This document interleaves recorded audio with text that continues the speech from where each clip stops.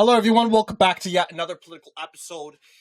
We are back again for the very first video of the year. It's January 3rd. It came out late because we were waiting for this very special moment. And apparently, the start of the 119th Congress was, I want to believe, today. Yes, day one of a Republican Senate and a Republican House. The Congress dominated as Republican. Now, the White House is still under Democrat control. That is until the 20th, where we have Trump's inauguration.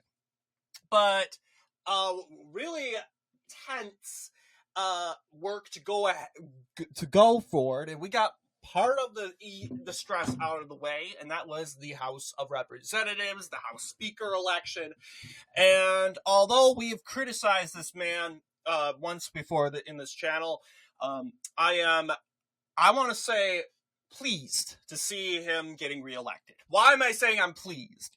Well, my personal thoughts on Mike Johnson, I liked him before. I agree with everything he stands for, but I think he's too weak. He's too friendly. He's too happy and go lucky with the other side. No, we need bipartisanship. We can be friendly while we're off the floor of politics, but we're on the floor of politics. We need to scrutinize and attack each other. Yeah, it sounds very negative and doesn't really sound that principled, but you know what? That's politics, right? Politics. You have to play dirty, and Mike Johnson thinks he's not on the floor of politics, and he thinks, I'm just not that man. So that's my personal views on him. You know what? I think we need a speaker who's much more stronger emotionally, can handle himself when it comes to taking on the other side. But you know what? This time is different because this is a presidential year, meaning an inauguration year, 2025. This isn't 2023 where we have just concluded the midterms and we didn't have, I don't know, a bunch of cabinet members to appoint and the president to the certification of the electoral votes by our favorite vice president ever, Kamala Harris, is going to us, of course, confirm certify those electoral votes in 3 days on January 6th. It's going to be hilarious. I have never been so excited for January 6th before. This is a day I dreaded every year. Like, oh my gosh, here we go again. And we have the donkey Democrats with their drums. Wakey, wakey! It's January 6th! They roll the propaganda tapes, and they have the January 6th committee hearing, and they create these stupid, bogus stories about Donald Trump grabbing the wheel to join his supporters at the Capitol, rioting and looting. No, we have to go to the Capitol to riot and loot. It's just ridiculous. It's propaganda day. That's what it is. Left-wing propaganda day.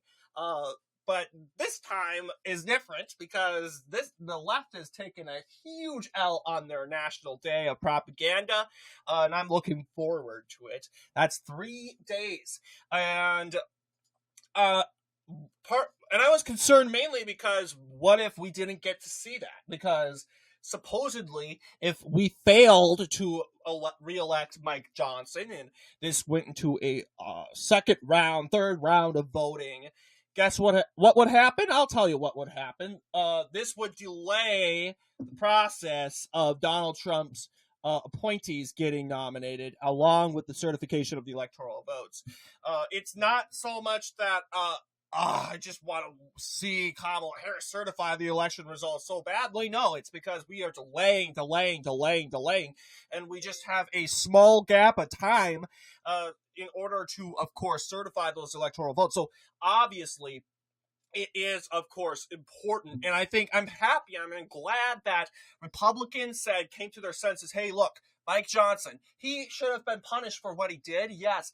And it hurts us, and I don't doubt it at all that these people dreaded voting for him, but they knew that it was much more important that Donald Trump's appointees get appointed to that said position in the said cabinet as quickly and as affluent efficiently as possible. They knew that those electoral votes, the certification of the election results, had to be done. We could not, of course, delay that. And now with this, the speaker election done, which was viewed to be as a very chaotic, an obstacle, big obstacle in the way of course, continuing the road of the transition. Of course, certifying those electoral votes. I mean, the electoral votes are already certified, but we need the actual election results to be certified by the said Senate. And then we need the cabinet officials to be certified by the Senate. So the House of Representatives, why do we need the House of Representatives? They just need to play a little game of election. Election in the House of Representatives. Why is this so much of an obstacle? I don't know how it works, but for some reason, I don't really know why, but it must be that the House of Representatives, the United States must have a new speaker because this is the new Congress. This is the new Congress. The Senate Majority Leader is officially John Thune as of today. First day of John Thune being the Senate Majority Leader. Congratulations, Mr. Thune. I know you're not the best guy out there for the job. I'm sure I've made that clear. Speaker election. No, this is 2021. Okay, we'll just do 2021 for now. But yes, clearly, this was October. Yes, we got our winner. Yes, Mike Johnson, of course. So, yeah. I don't really have much of an explanation. Oh, yeah, and they also had Tom Emmer on there. It's so funny. One vote. I mean, like, you had a choice. The other Republican, I'm thinking I wonder where the other Republican, like, you have 218, one, and there's one vote that maybe voted vacant, but I'm impressed, and we know why Mike Johnson won re-election, and we gotta give credit to one man, and that is Donald Trump. And Donald Trump, the reason why I want to give Mike Johnson another chance. Now, let me get this straight. I would have gave Mike Johnson another chance,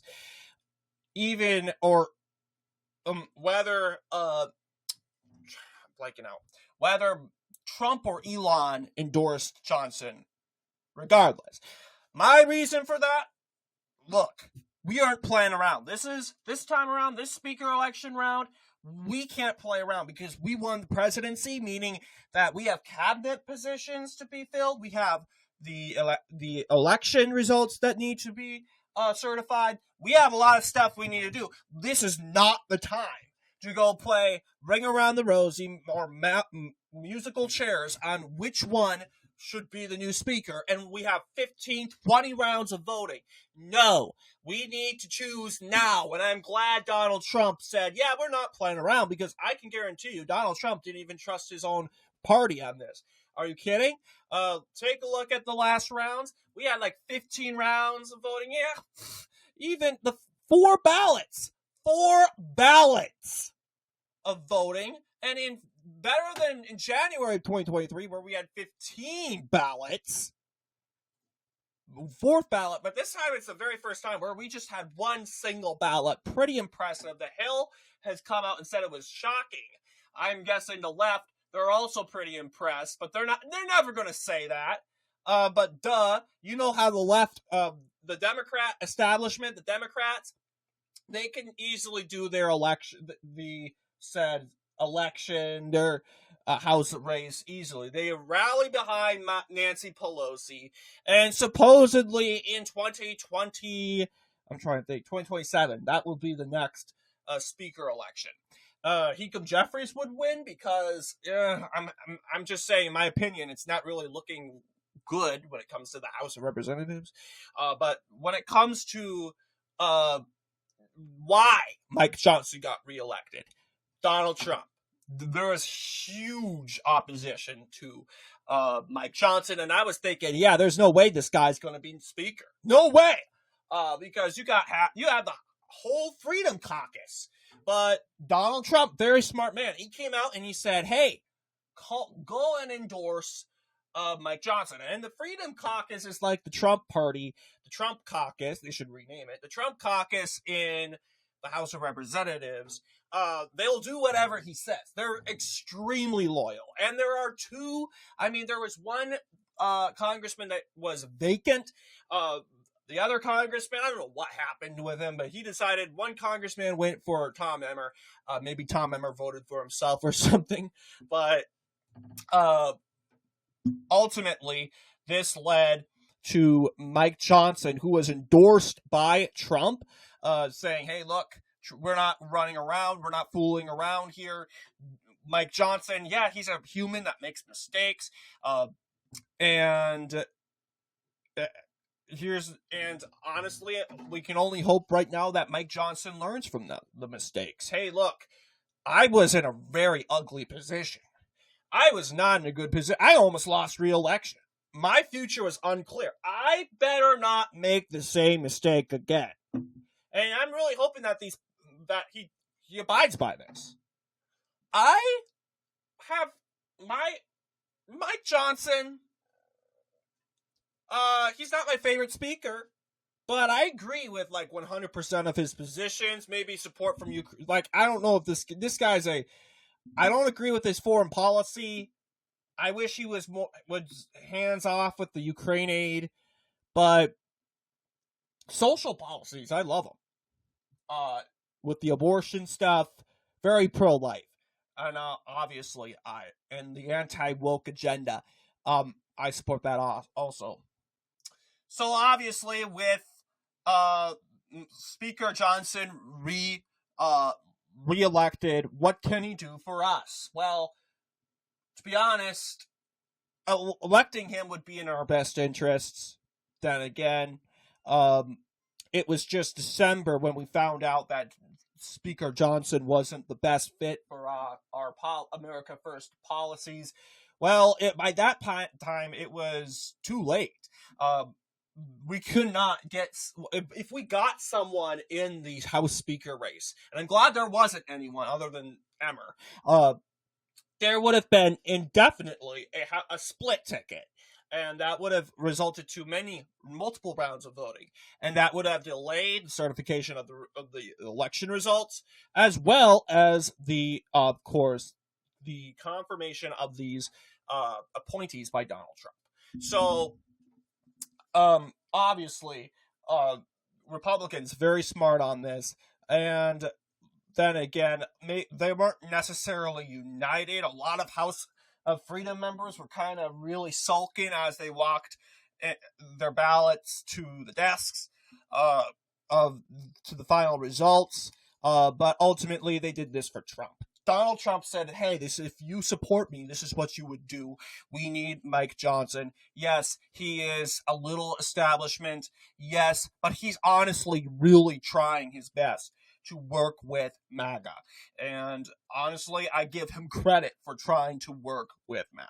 Yeah, he will never, ever be 100% MAGA. He'll always be that establishment Republican.